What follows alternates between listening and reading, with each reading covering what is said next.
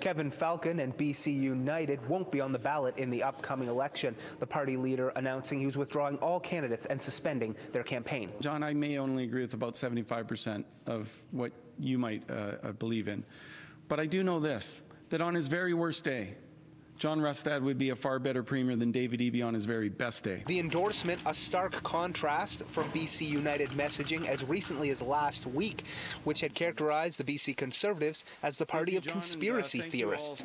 Now the leaders say they want the best chance against the BC NDP with a combined slate of candidates, but gave no details on which from each party would run. We aren't going into any details today. We are putting together a group between the two parties to do a review and make sure that we are fielding the best team possible. Many BC United and BC Conservative candidates have already been nominated, and it's not clear which of those candidates will hold the BC Conservative banner.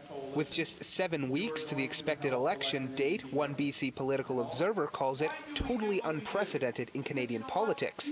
When asked to speculate on the reason, just the realization that this car was about to go over a cliff, and instead of Thelma and Louise going over with the cliff, they've decided to bail out of the car. It isn't a guarantee voters who still support BC United will move over to the BC Conservatives, so it's not clear what impact this will have on the upcoming election.